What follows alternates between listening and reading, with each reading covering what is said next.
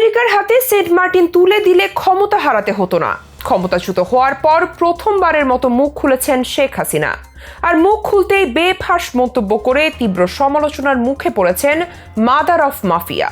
শেখ হাসিনার দাবি, আমেরিকায় তার গদি কেড়ে নিয়েছে। দেশ ত্যাগের পর কোণঠাসা আওয়ামী লীগের নেতাকর্মী আর সমর্থকদের উদ্দেশ্যে একটি বার্তাও পাঠিয়েছেন তিনি। যে বার্তায় কর্মীদের উদ্দেশ্যে শেখ হাসিনা জানান খুব শীঘ্রই দেশে ফিরবেন, কিন্তু কবে ফিরবেন তা স্পষ্ট করেননি। লাশের উপর পা দিয়ে দীর্ঘ 16 বছর ছিলেন ক্ষমতায়, যে ক্ষমতার লোভে অন্ধ হয়ে গুলি চালানোর নির্দেশ দেন সাধারণ মানুষের উপর। অবশেষে হাজারো মায়ের আর্তনাদ পৌঁছে যায় সৃষ্টিকর্তার কাছে, যে গদিতে বসে বাংলাদেশের অর্থনীতিকে স্রেফ খোলসে পরিণত করেছেন। সেই গদি কেড়ে নিয়েছে ছাত্র জনতা। গণঅভ্যুত্থানের মুখে পড়ে প্রাণ বাঁচিয়ে দেশ ছেড়ে পালিয়েছেন লাশের রাজনীতি করা শেখ হাসিনা। দেশ ছেড়ে পালানোর প্রায় 7 দিন পর অবশেষে নীরবতা ভেঙেছেন।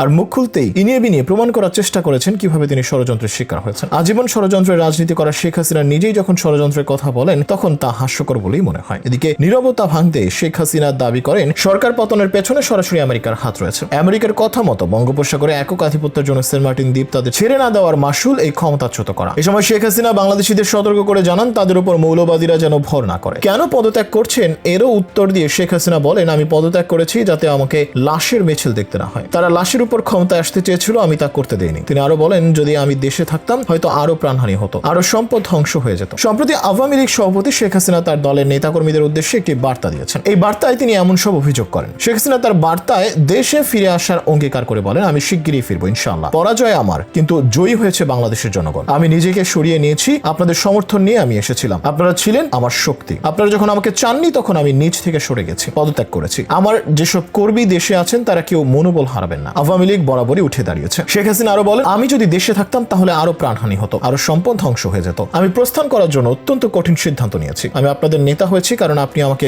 বেছে নিয়েছেন, আপনি আমার শক্তি ছিলেন। চলমান পরিস্থিতি নিয়ে পদত্যাগী সাবেক প্রধানমন্ত্রী বলেন, অনেক নেতাকে হত্যা করা হয়েছে, নেতাকর্মীদের হয়রানি করা হচ্ছে এবং তাদের বাড়ি ঘর ভাঙচুর ও অগ্নিসংযোগ করা হচ্ছে। এমন খবর পেয়ে আমার হৃদয় কেঁদে উঠেছে। আল্লাহর রহমতে আমি শিগগিরই ফিরে আসবো। আমি চিরকাল বাংলাদেশের জন্য প্রার্থনা করব, যে জাতির জন্য আমার মহান পিতা সংগ্রাম করেছিলেন, যে দেশের জন্য আমার বাবা ও পরিবার তাদের জীবন দিয়েছে। এ সময় কোটা আন্দোলন ও রাজাকার মন্তব্যে হাসিনা বলেন, তার শব্দ বিকৃত করা হয়েছে অশান্তি উস্কানি দেওয়ার জন্য। সেদিনের পুরো ভিডিও আবার দেখার অনুরোধ জানান হাসিনা। গত জুনের মাঝামাঝি সময়ে সরকারি চাকরিতে থাকা কোটা নিয়ে আন্দোলন শুরু হয় বাংলাদেশে, কিন্তু শেখ হাসিনা সরকারি আন্দোলন দমনে শিক্ষার্থীদের উপর নির্যাতন ও নিপীড়ন শুরু করে। গত 17 জুলাই রংপুর আবু সাইদ সহ 6 শিক্ষার্থী ও সাধারণ মানুষ নিহত হয়। এরপর এটি সরকার বিরোধী আন্দোলনের রূপ নেয়। সাধারণ মানুষের ব্যাপক বিক্ষোভের মুখে গত 5 আগস্ট শেখ হাসিনা ক্ষমতা ছেড়ে দেশ ছেড়ে পালাতে বাধ্য হন।